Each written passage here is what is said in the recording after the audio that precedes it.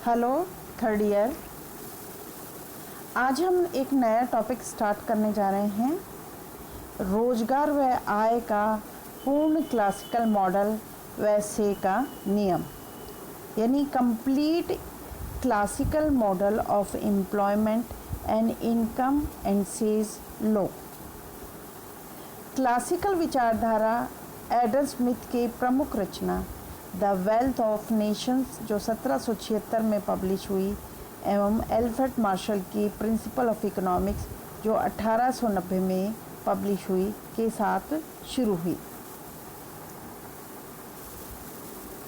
ऐसे तो इसके अलावा और भी अर्थशास्त्री हैं जो क्लासिकल अर्थशास्त्र में, जैसे जे.एस. मिल, मार्शल, पी. गू, एजवर्थ, जे.बी. से इत्यादि। इन्होंने अपने क्लासिकल विचारधारा से संबंधित विचार प्रस्तुत किए और मजदूरी, कीमतों, रोजगार व उत्पादन के निर्धारण में प्रमुख भूमिका अदा की। इस मॉडल में मुद्रा की पूर्ति के प्रभावों का भी उल्लेख किया जाएगा। क्लासिकल विचारधारा में मुद्रा के परिमाण सिद्धांत का प्रमुख स्थान है।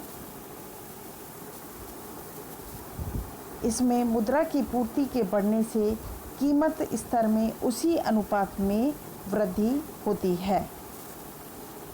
क्लासिकल विचारधारा के प्रमुख लक्षण: पहला, रोजगार में सामान्यता पूर्ण अर्थव्यवस्था में सामान्यता पूर्ण रोजगार की स्थिति का पाया जाना।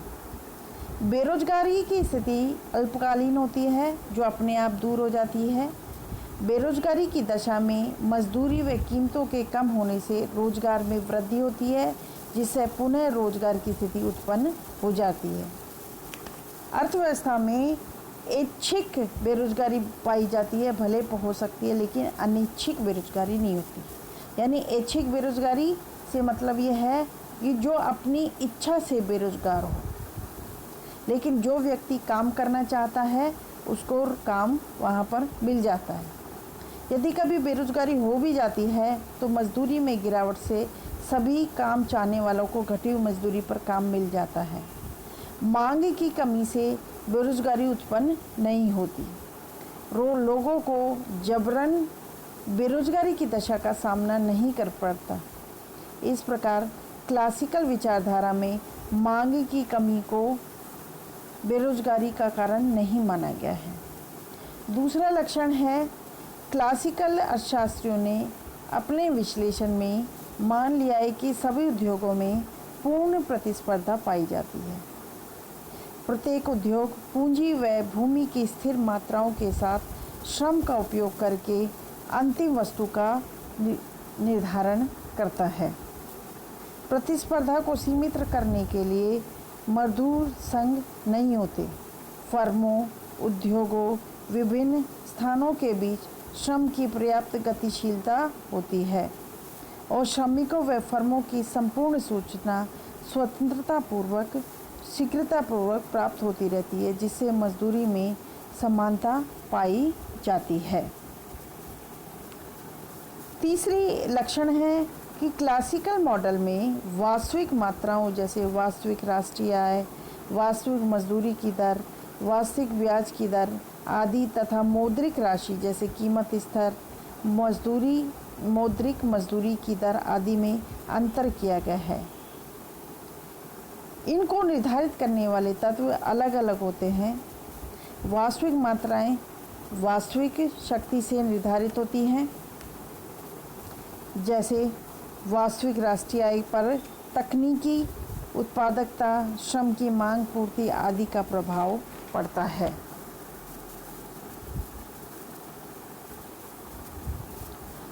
चौथा जो लक्षण है वो है क्लासिकल मॉडल का एक विशेष लक्षण है कि मुद्रा की तटस्थता पाई जाती है।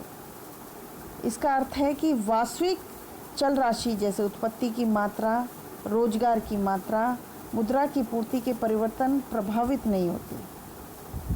मुद्रा की पूर्ति को बढ़ाने या घटाने से वास्तविक राष्ट्रीय उत्पत्ति व रोजगार की मात्रा पर कोई प्रभाव नहीं पड़ता। इस प्रकार मुद्रा की पूर्ति का प्रभाव वास्तविक चल राशियों पर न पड़ने से मुद्रा तटस्थ बनी रहती है, लेकिन मुद्रा की मात्रा मौद्रिक चल राशियों जैसे कीमत स्तर व नकद मजदूरी की दर को अवश्य प्रभावित करती है। इस मॉडल में मजदूरी, कीमतों, रोजगार व उत्पादन सम आदि को निर्धारण के लिए से का बाजार नियम अत्यधिक ज़रूरी है।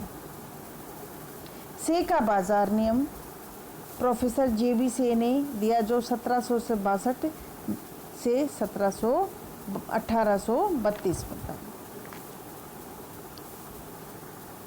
JB से का बाजार नियम में सारांश है, पूर्ति अपनी मांग स्वयं पैदा करती है, यानी supply creates its own demand, अर्थात यदि वस्तुओं का उत्पादन किया जाता है तो उसके लिए बाजार स्वतः उत्पन्न हो जाता है।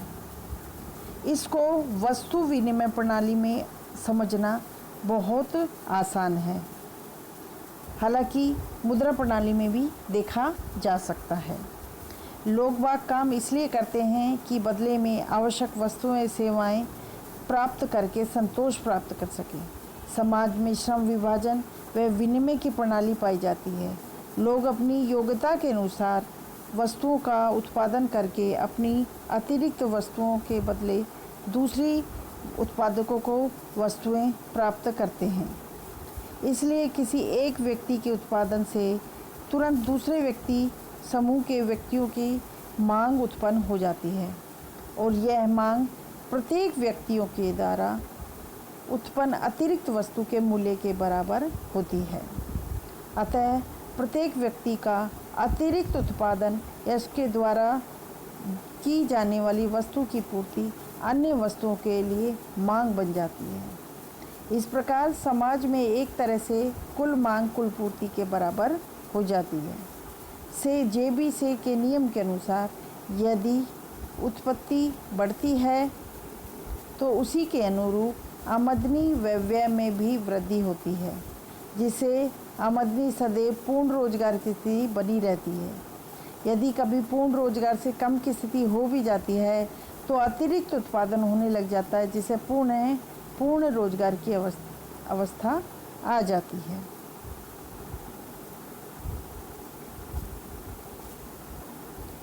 JB से के नियम के अनुसार समाज में कभी भी उत्पादन अधिक के यानी ओवर प्रोडक्शन की समस्या उत्पन्न नहीं होती। यदि कभी किसी वस्तु का उत्पादन किसी उत्पादन के अनुमान से ज़्यादा हो जाता है तो अन्य वस्तुओं से उसके विनिमय अनुपात के घट जाने से संतुलन स्थापित हो जाता है। जैसे मान लीजिए कभी किसान द्वारा गेहूं का उत्पादन अधिक हो जाता है तो जुलाहे के कपड़े अथवा किसी अन्य वस्तु से उसका विनिमय अनुपात यानी लेन देन रेशो घट जाएगा, जिससे पुनः संतुलन की स्थिति स्थापित हो जाएगी। यह भी संभव है कि इस प्रकार की दशा में गेहूं का उत्पादन करने वाला किसान अधिक विश्राम करना पसंद करे अथवा किसी दूसरी वस्तु का थोड़ा उत्पादन करना पसंद करे। इस प्रकार किसी विशेष वस्तु के उत्पादन की अधिकता से नया समायोजन स्थापित करने में विशेष कठिनाई नहीं होगी। अतः से के नियम में के वस्तु विनिमय प्रणाली में लागू होने से कोई कठिनाई नहीं पाई जाती। इसमें एक वस्तु या सेवा की पूर्ति किसी दूसरी वस्तु या सेवा की मांग के रूप में प्रकट होगी। से के नियम की मान्यताएं। पहली, लोग बाग काम के लिए काम नहीं करते, बल्कि वे दूसरों से वस्तुएं व सेवाएं प्राप्त करके संतोष प्राप्त करने के लिए काम करते हैं। इसलिए एक व्यक्ति को अपनी अतिरिक्त माल की पूर्ति उसके द्वारा दूसरे के माल व सेवाओं की मांग के अनुरूप प्रकट होती है। दूसरा, आमदनी व उत्पत्ति सदैव पूर्ण रोजगार के स्तर पर होती है। यदि कभी कुछ साधन अनिच्छा से व्यर्थ या प्रयुक्त दशा में पाए जाते हैं तो अतिरिक्त उत्पादन से अतिरिक्त आमदनी उत्पन्न होती है और वह अतिरिक्त आमदनी अतिरिक्त उत्पादन की खरीद में लग जाती है, जिससे अंत में पूर्ण रोजगार की स्थिति उत्पन्न हो जाती है। तीसरा, वस्तु बाजार व साधन बाजार यानी पूंजी, भूमि, श्रम आदि में पूर्ण प्रतिस्पर्धा पाई जाती है। से के नियम की कमियां या सीमाएं। से का बाजार नियम उस समय ज़्यादा प्रचलित था जब वस्तु विनिमय प्रणाली लागू थी, लेकिन आधुनिक अर्थव्यवस्था में कई प्रकार की जटिलताओं का समावेश हो गया है, जिससे इस नियम को लागू होने में सुगमता नहीं रही। दूसरा, इसकी जितनी भी मान्यता पूर्ण रोजगार की मान्यता है या फिर पूर्ण प्रतिस्पर्धा की मान्यता है, वो पूर्णतः अवास्तविक हैं। Thank you.